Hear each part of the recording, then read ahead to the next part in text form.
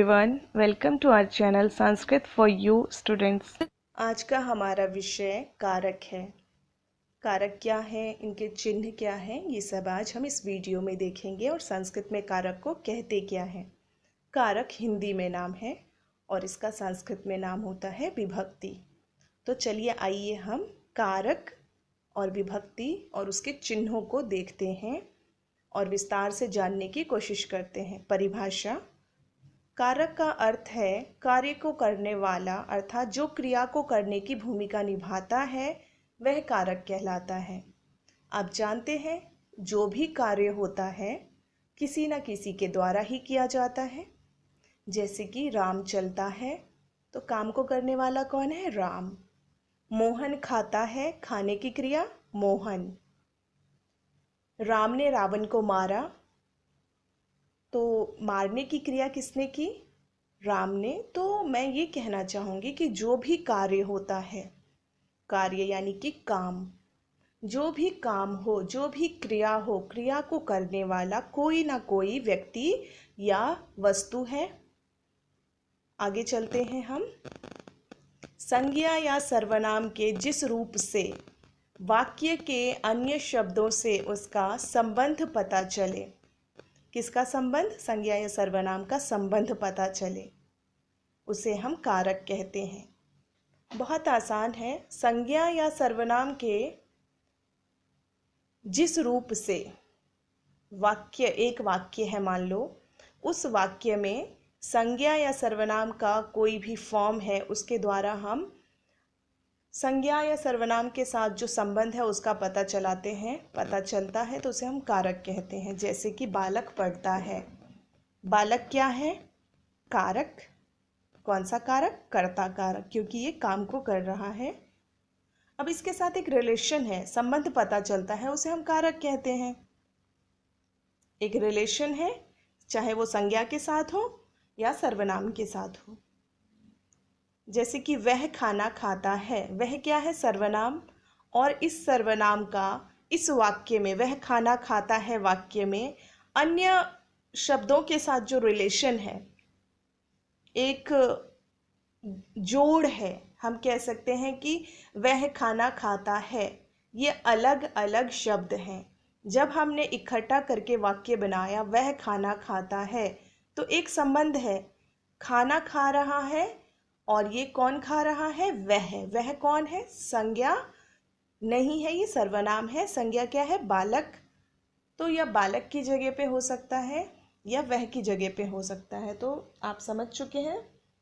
बालक पढ़ता है, बालक के साथ संबंध होने से यहाँ पे कारक है, और वह खाना खाता है भी कारक है।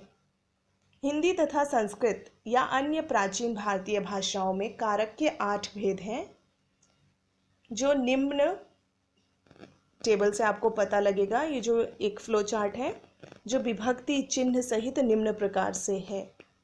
सो देखिए 8 हैं, तो हम 8 सीरियल में देखेंगे। तो पहला नंबर पे है कर्ता। ये बहुत इम्पॉर्टेंट है, ये जो स्लाइड में अभी डिस्क्राइब कर रही हूँ। बाकी हमने कारक को समझ लिया, अब कारक के जो भेद हैं उसको हम देखेंगे।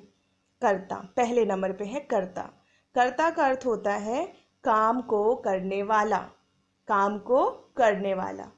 अब फूल खिलता है, बच्चा चलता है, मोर नाचता है, इन सब काम को कोई ना कोई तो कर रहा है। मोर कार्य को करने वाला, नाचने वाला। बच्चा खेलता है, बच्चा खेलने वाला है। तो बच्चा क्या है? करता है। सबसे इजी एग्जाम्पल, मैं बोलती हूँ। बोलना इज क्रिया। कौन बोल रहा है? मैं। तो मैं क्या है? कर्ता। तुम सुन रहे हो, तुम क्या है? कर्ता। तो बच्चों जो भी कार्य होगा वो कर्ता, जो भी कार्य होगा उस कार्य को करने वाला कोई ना कोई तो होगा। आप जानते हो जितने भी कार्य होते हैं बिना किसी के होए बगैर नहीं हो सकते। कोई ना कोई चाहिए कार्य को करने वाला। कर्म क्या है? जिस पर काम का इफेक्ट आए। अब देखो बच्चा खाता है, तो बच्चा क्या है? कर्ता। क्योंकि बच्चा खा रहा है तो खाने का काम करने वाला बालक, तो बालक इज कर्ता। अब वो काम क्या कर रहा है? खा रहा है, खाना खाता है। इफेक्ट किसके ऊपर आया? खाने के ऊपर। अब है करण, इसका चिन्ह भी देखते जाइए। कर्ता का चिन्ह है ने, जैसे राम ने पत्र लिखा, राम ने, काम को करने वाला कर्ता, तो राम के साथ ने आया। और कहीं कहीं पे ये चिन्ह नहीं दिखाई देगा आपको, जैसे बालक खाता है, नहीं दिखा, तो ये चिन्ह रहित भी होगा और मोस्टली ने के साथ दिखाई देगा। को का चिन्ह है, को कर्म का चिन्ह है, तो आपको कहीं कहीं पे को भी दिखाई देगा और कहीं कहीं पे नहीं भी दिखाई देगा, मोस्टली दिखाई देगा आपको। तो करण देखते हैं, से के द्वारा या के साथ, with the help of and with. So इसका जो अर्थ है वो है जिसके द्वारा कर्ता काम करता है, जिसके द्वारा, जो मीडियम हो, जिसके द्वारा कर्ता काम करता है। बच्चा खेलता है, तो बच्चा खेल रहा है, तो बच्चा क्या है? कर्ता। खेलना क्या है? क्रिया। जब बच्चा कोई ना कोई कार्य करेगा, खेलेगा, तो वो किसी चीज के द्वारा, किसी माध्यम से, किसी के द्वारा खेल रहा होगा या किसी के साथ खेल रहा होगा। Got it? तो ये जहां पे से के द्वारा आपको दिखाई दे, आपको करण कारक बताना है। जैसे बॉल के द्वारा, गेंद के द्वारा, तो गेंद में करण कारक लग जाएगा। संप्रदान होता है जिसके लिए क्रिया की जाए, जिसके लिए, और इसका चिन्ह भी है के लिए। संप्रदान मतलब जिसके लिए क्रिया किया जाए। जैसे कि एक उदाहरण मैं दूंगी, मैं खेलने के लिए पार्क में गई, मैं खेलने के लिए पार्क में गई, तो मेरा जाना, पार्क में जाना एक क्रिया है, काम है ना, पार्क में जाना। और जाने वाला कौन है? मैं हूं, तो मैं कौन है? काम को करने वाला क्या कहलाता है? कर्ता। तो किसके लिए मैं जा रही हूं पार्क में? कॉज क्या है? वो कॉज है खेलने के लिए। तो जहां पे के लिए आता है वो संप्रदान कारक होता है।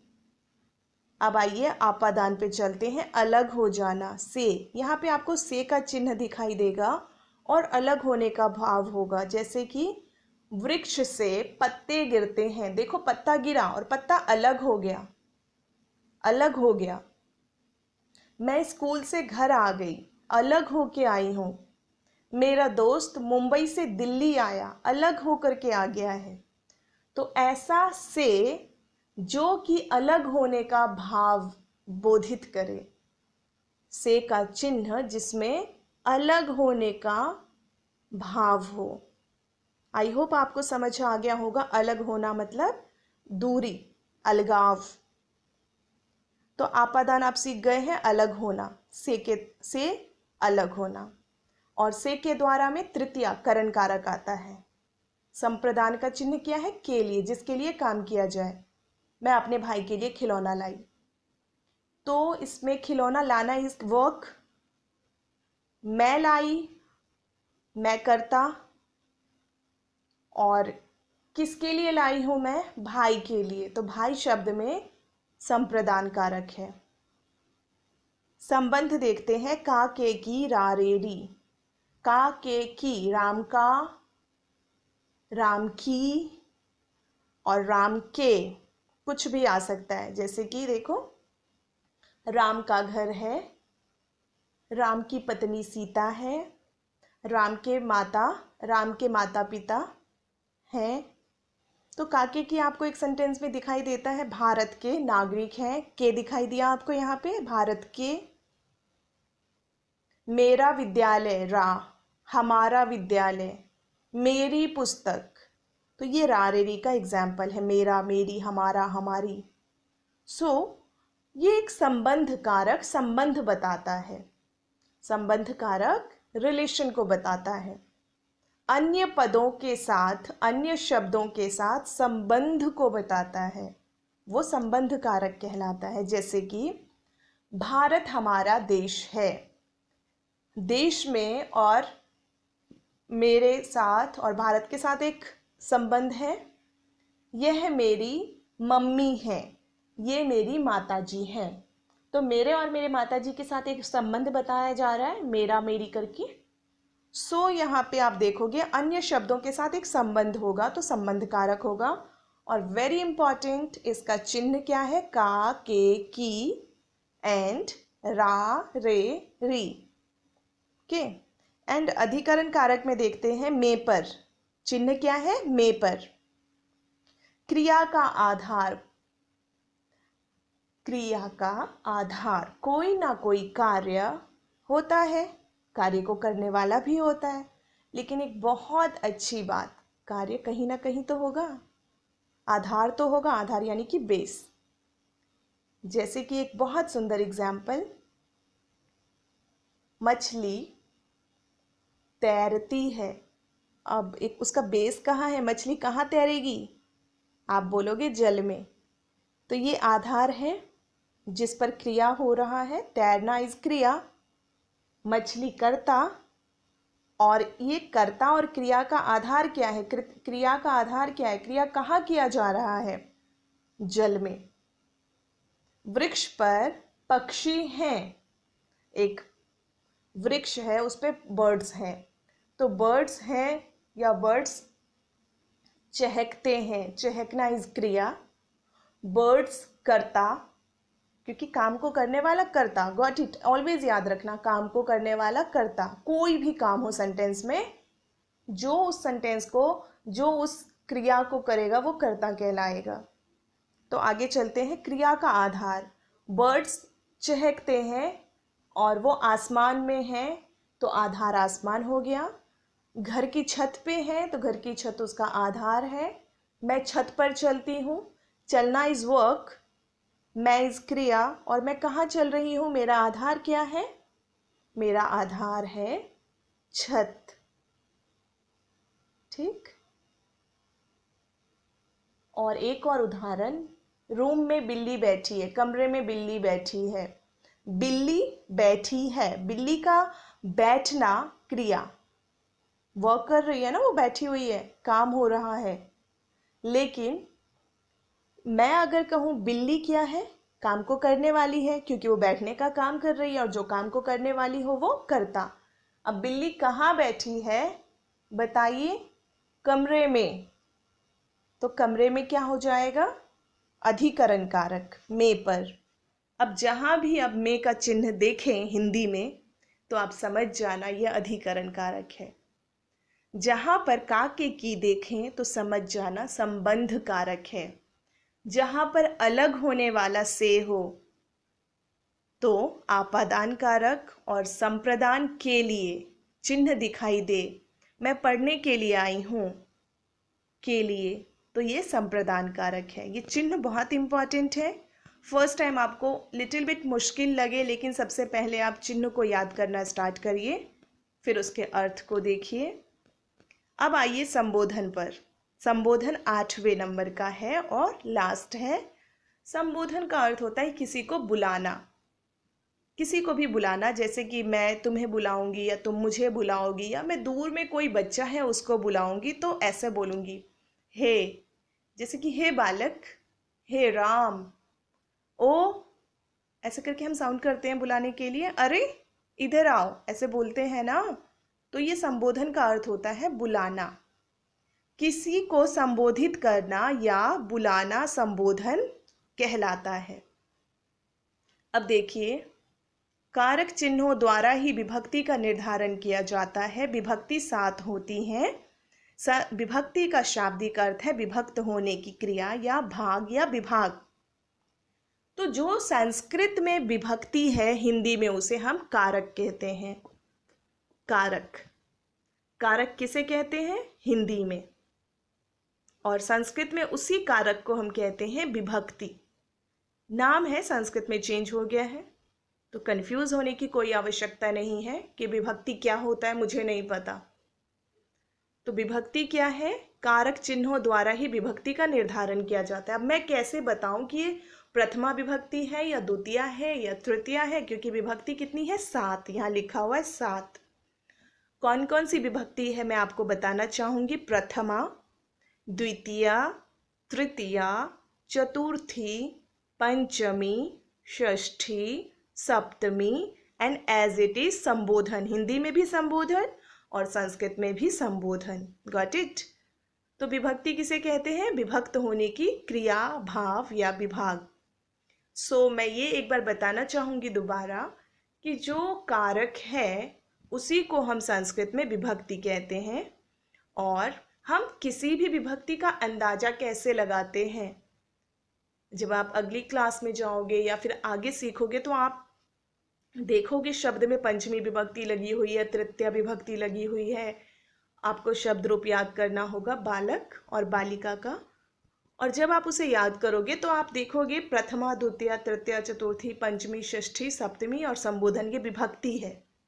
विभक्ति होने के बाद 3 वचन होते हैं, एक वचन, द्विवचन, बहुवचन। फिर प्रथमा का रूप चलता है, फिर द्वितीया का 3 रूप चलेगा, तृतीया का 3 रूप चलेगा। ये शब्द रूप के द्वारा क्लियर होगा। सो देखिए कारक कितने हैं यहाँ पे लिखा हुआ है, जो मैं डिस्क्राइब कर चुकी हूँ। चिन्ह को भी डिस्क्राइब किया है। कारक और चिन्ह हो गया, उसका विभक्ति नाम ये न्यू है, फ्रेश है, वो आप देखेंगे। कर्ता, कर्म, करण, संप्रदान, आपादान, संबंध, अधिकरण, संबोधन, ये हिंदी में नाम है। अब इसको संस्कृत में क्या कहते हैं ये देखिए, बिल्कुल साइड में आ जाइए। प्रथमा, कर्ता का नाम क्या है? प्रथमा। कर्म कारक का नाम क्या है? द्वितीया। करण कारक का नाम क्या है? तृतीया। संप्रदान कारक का नाम क्या है? चतुर्थी, क्योंकि वो चौथे नंबर पे है। ये सीरियल में आपको याद करना है। आपादान 5वें नंबर का है तो इसका नाम है पंचमी। संबंध कारक 6ठे नंबर का है और इसका नाम है षष्ठी। अधिकरण कारक 7वें नंबर पे है। अगर आप फिंगर पे काउंट करेंगे तो अधिकरण 7वें नंबर पे आएगा। चलिए स्टार्ट करते हैं, कैसे 7वें नंबर पे आएगा। कर्ता, कर्म दूसरा, करण तीसरा, संप्रदान चौथा, आपादान 5वां, संबंध 6ठा, अधिकरण 7वां। सो डेट्स वाई इसका नाम सप्तमी है। अब इसका नाम बहुत आसान है, जो जैसे सीरियल पे है उसका नाम उसी अकॉर्डिंग है, क्रम से। प्रथमा इज इक्वल टू कर्ता, फर्स्ट नंबर पे।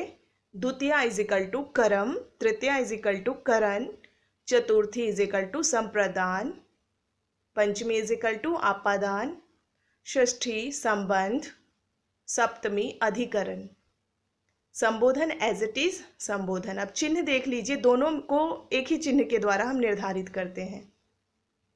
ये नहीं है कि विभक्ति का कुछ और चिन्ह हो जाएगा, कारक का कुछ और चिन्ह है। कर्ता का चिन्ह है ने, कर्म का चिन्ह है को, करण का से के द्वारा, संप्रदान के लिए, आपादान से अलग होना, संबंध का के की, अधिकरण में पर सप्तमी, संबोधन हे अरे। सो आपको ये समझ आ गया होगा अच्छे से। फिर भी कोई प्रॉब्लम हो तो प्लीज़ मुझे कमेंट करिए। ये जो लास्ट स्लाइड है वो आपको बहुत अच्छे से लर्न करना है। कारक के नाम, विभक्ति के नाम और इसके चिन्ह। आप बहुत अच्छे से विभक्ति याद कर लेंगे अगर आपको कारक सीरियल में याद हो जाए। कर्ता, कर्म, करण 3 पहले याद करो, कर्ता, कर्म, करण। संप्रदान, आपादान फिर 2 याद करो, 5 तो आपने याद कर लिया। संबंध, अधिकरण। So easy. तो जो भी प्रॉब्लम हो आप कमेंट बॉक्स में लिखेंगे एंड वीडियो को लाइक, शेयर एंड सब्सक्राइब करें। Thanks for watching.